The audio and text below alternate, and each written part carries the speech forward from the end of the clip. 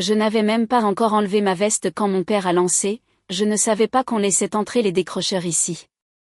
Quelques membres de la famille ont ricané. J'ai juste hoché la tête et me suis assis au fond. Plus tard, le mari de ma sœur m'a demandé où je travaillais. Je lui ai donné le nom de l'entreprise. Il a marqué une pause, m'a jaugé à nouveau, puis a dit « Attends, tu es mon PDG ?» La pièce est devenue silencieuse. Je secouais encore la neige de mon manteau quand mon père a levé les yeux de son verre et a marmonné « Je ne savais pas qu'on laissait entrer les décrocheurs ici. » Les mots m'ont frappé plus fort que l'air glacial de l'hiver que je venais de fuir. Quelques proches ont ricané comme si c'était une blague interne qu'ils avaient convenue des années auparavant. Je n'ai rien dit, j'ai juste hoché la tête comme si j'étais dans le secret, j'ai accroché ma veste lentement et j'ai pris la chaise la plus éloignée de la table, près de la fenêtre courante d'air. Je me suis dit que j'étais juste là pour faire acte de présence. Rester 1 heure maximum, puis disparaître à nouveau, comme je le faisais toujours. Je m'appelle Ellie. J'ai 32 ans maintenant, mais cela s'est passé l'hiver dernier, juste avant Noël, quand ma sœur, Claire, a décidé d'organiser le dîner de famille annuel chez elle. Techniquement, c'était chez elle et son mari, mais tout le monde savait qui payait quoi. Notre famille n'est pas du genre chaleureux et démonstratif. Grandir dans cette maison, c'était apprendre à esquiver le sarcasme mieux que les ballons de dodgeball et à minimiser ses réussites pour que personne ne pense que l'on se vantait. Mes parents n'étaient pas cruels de manière évidente. Pas de cris, pas de placard vide, mais ils avaient un talent discret pour vous saper petit à petit. Parfois, je me demande si cela aurait été plus facile s'ils avaient simplement crié comme des parents dysfonctionnels normaux. J'ai abandonné la faculté quand j'avais 20 ans.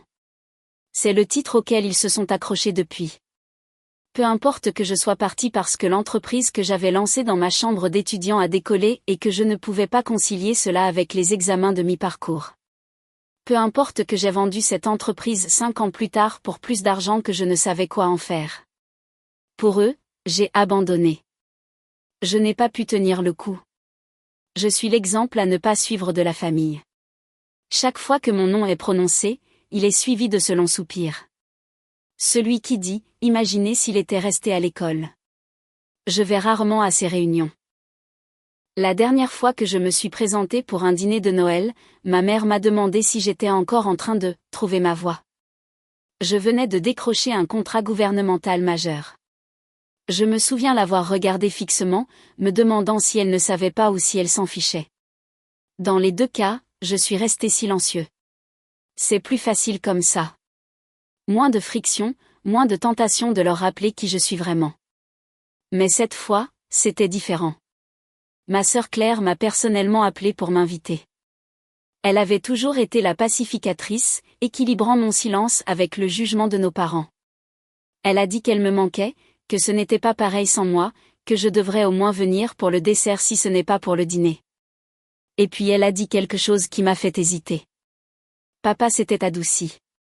Il faisait des efforts. Contre mon meilleur jugement, j'ai dit que j'y penserais. La semaine a passé et finalement je me suis dit, pourquoi ne pas faire une apparition, manger de la tarte, et partir avant que quiconque ne devienne trop curieux. Je suis arrivée dans leur allée avec 10 minutes de retard. Juste assez pour rater les salutations. Pas assez pour faire une scène. Les lumières brillaient chaudes et dorées de l'intérieur. Et pendant un instant, j'ai presque cru que cette fois, ce serait différent. Puis la porte a grincé et papa m'a vu avant tout le monde. Je ne savais pas qu'on laissait entrer les décrocheurs ici. J'aurais pu partir à ce moment-là, remonter dans ma voiture et m'éloigner. Mais quelque chose, la curiosité, la défiance, peut-être l'épuisement, m'a fait rester. Peut-être que je voulais voir jusqu'où ils iraient cette fois.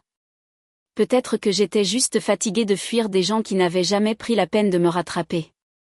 La salle à manger était bondée. De longues tables s'étiraient d'un mur à l'autre, drapées de beige et d'or. Le genre de décor qui crie « Nous n'utilisons ça que quand nous recevons ».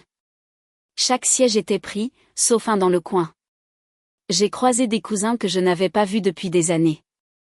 Leurs enfants rivaient à des tablettes, l'air épais de cannelle et de dinde.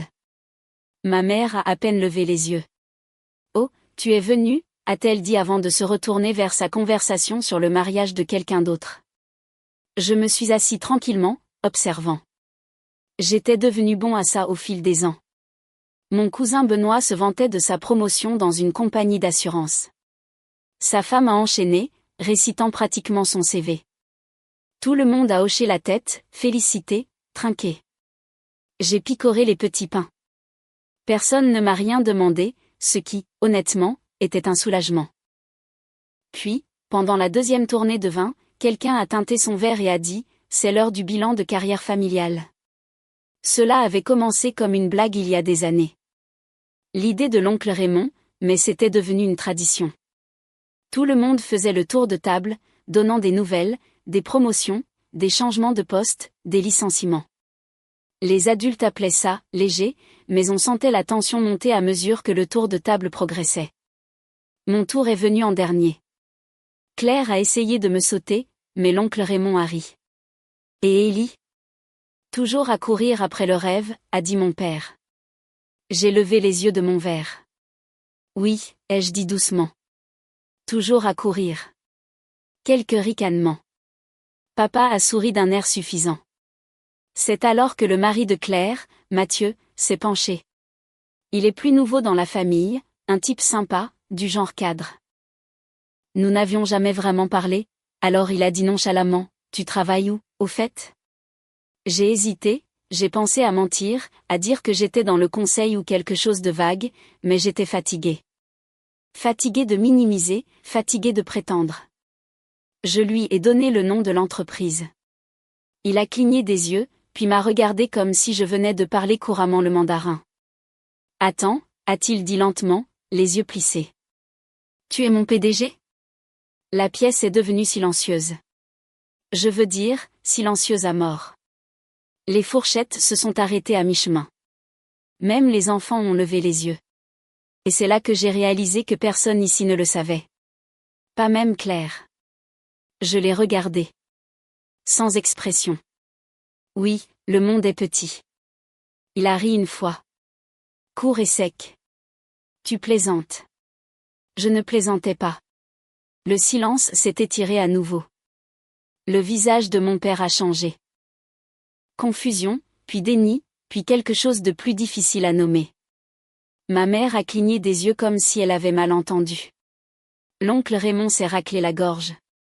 Personne n'a dit un mot et j'ai tendu la main vers mon verre, j'ai pris une lente gorgée et j'ai laissé l'attention peser. Mais ce n'était que le début, car dès que Mathieu a sorti son téléphone et a vérifié mes dires sous la table, toute la dynamique de la pièce a commencé à s'effilocher. Et croyez-moi, nous n'avions même pas encore atteint le dessert. Mathieu me fixait comme s'il essayait de réécrire tout ce qu'il pensait savoir. La lumière de son téléphone éclairait son visage alors qu'il faisait défiler, sans doute en vérifiant le site de l'entreprise, peut-être même notre page LinkedIn. Je n'avais pas besoin de regarder. Je savais ce qu'il trouverait. Mon nom juste là sur la liste des dirigeants. PDG, qui fondateur, le titre dont ils se seraient tous moqués, s'ils avaient même su qu'il existait. Il a levé les yeux à nouveau, le visage rougi, les sourcils levés comme s'il était encore en train de digérer. « Tu es Élie Dupont » a-t-il murmuré juste assez fort pour que ma sœur entende. Comme dans ce Élie Dupont. Claire s'est tournée vers lui, les sourcils froncés. « Attends, de quoi tu parles ?» Je pouvais sentir tous les regards braqués sur moi maintenant. Cousins par alliance, même les petits-enfants faisant semblant de continuer à manger, mais écoutant clairement. Mathieu a eu un demi-rire, espérant toujours que je dirais que je plaisantais. Il possède l'entreprise pour laquelle je travaille, toute l'entreprise. Je l'ai vu lors de réunions générales, mais je pensais qu'il... Il s'est interrompu, essayant de concilier le gars au manteau de friperie et aux bottes usées avec la voix de dirigeant qu'il avait entendue en ligne. Claire a cligné des yeux. « Attends, c'est toi qui diriges cette entreprise ? Tu ne m'as jamais dit ça. » J'ai haussé les épaules. « Tu n'as jamais demandé. » Elle s'est assise lentement, digérant l'information. Mathieu a secoué la tête, réalisant que le mouton noir maladroit de la famille de sa femme signait en fait ses fiches de paie. Papa a ri, mais ce n'était ni de la joie ni de la fierté. C'était ce rire sec et sifflant qu'il utilisait quand le succès de quelqu'un d'autre le mettait mal à l'aise. Et alors ? Tu possèdes une entreprise de technologie, ça ne veut pas dire que tu fais réellement quelque chose. De nos jours, tout le monde avec un ordinateur portable se prend pour un PDG. C'était ça. La déviation, le dénigrement. Je l'ai vu venir. J'ai commencé dans ma chambre d'étudiant, ai-je dit calmement. Nous sommes entrés en bourse l'année dernière. Maman a finalement parlé. Eh bien, tu n'en as jamais parlé auparavant. Tu aurais pu dire quelque chose au lieu de laisser tout le monde supposer. Supposer quoi, ai-je demandé, sans prendre la peine de cacher le tranchant de ma voix. Que j'étais un raté. Que j'avais échoué. Silence à nouveau. Je n'ai corrigé personne. J'ai continué parce qu'aucun de vous n'a jamais demandé. Vous avez décidé qui j'étais il y a des années, et tout ce qui ne correspondait pas à cette version n'existait tout simplement pas, je n'avais pas prévu de le dire, mais une fois que ça a commencé, je n'ai pas pu m'arrêter. Papa a posé sa fourchette, le ton s'aiguisant. Ne sois pas dramatique. Si nous t'avons traité différemment, c'est parce que tu étais différent. Tu as quitté l'école. Tu as arrêté d'appeler. Tu ne voulais pas faire partie de la famille. Non, ai-je dit, ma voix calme. J'en avais juste marre d'être traitée comme une blague. Comme si ma voix ne comptait pas parce que ce n'était pas celle que vous aviez choisie. L'énergie dans la pièce a changé. Claire a baissé les yeux sur ses genoux, visiblement mal à l'aise. Quelques tantes ont échangé des regards. Mathieu me fixait toujours comme s'il avait découvert un animal rare. Puis l'oncle Raymond est intervenu, essayant de briser la tension avec un faux rire. Eh bien, regardez ça. Peut-être que maintenant tu peux nous payer des vacances à tous puisque tu es un grand ponte. Quelques personnes ont ricané, soulagées de ramener le moment à la sécurité. Mais cela n'a fait que serrer quelque chose dans ma poitrine, car c'est comme ça que ça se passait toujours. Dès que les choses devenaient sérieuses, ils en faisaient une blague. Détourner, dévier, passer à autre chose. Sauf que cette fois, je ne voulais pas passer à autre chose. Je pourrais, ai-je dit doucement, mais je ne le ferai pas, cela a attiré leur attention. Je ne suis pas ici pour impressionner qui que ce soit. Je suis venu parce que Claire me l'a demandé. Mais si tout ce que vous allez faire, c'est prétendre que ce n'est pas un schéma, je vous épargnerai la peine l'année prochaine. Papa a ricané à nouveau. Le voilà. Toujours aussi sensible. Et c'est là que ça s'est passé. Le point de rupture. Mathieu, toujours son téléphone à la main, s'est raclé la gorge. En fait, j'ai quelque chose à dire. Tout le monde s'est tourné vers lui. Je travaille pour l'entreprise d'Eli depuis 3 ans. Il l'a bâtie de toutes pièces pendant les licenciements de la pandémie. Il s'est personnellement assuré que personne de mon équipe ne perde son emploi. Je ne savais même pas qui il était à l'époque, mais maintenant que je le sais, je pense que c'est la première fois que je vois quelqu'un cacher son succès à cause de la réaction de sa famille. Il s'est tourné vers Claire. « Chérie, comment as-tu pu ne pas savoir ?» Claire avait l'air de vouloir pleurer. Il ne parle jamais de son travail. Je pensais qu'il faisait juste des trucs en freelance. Cela m'a blessé plus que je ne l'avais prévu. Je n'en parlais pas, ai-je dit doucement. Parce que je ne voulais pas être accusée de me vanter à nouveau. Papa a reniflé. Tu penses que nous sommes le problème ? Tu as toujours pensé que tu étais meilleur que nous. Non, ai-je dit, j'espérais que vous seriez fiers de moi. Mais finalement, j'ai réalisé que ça n'arriverait pas, je me suis levée.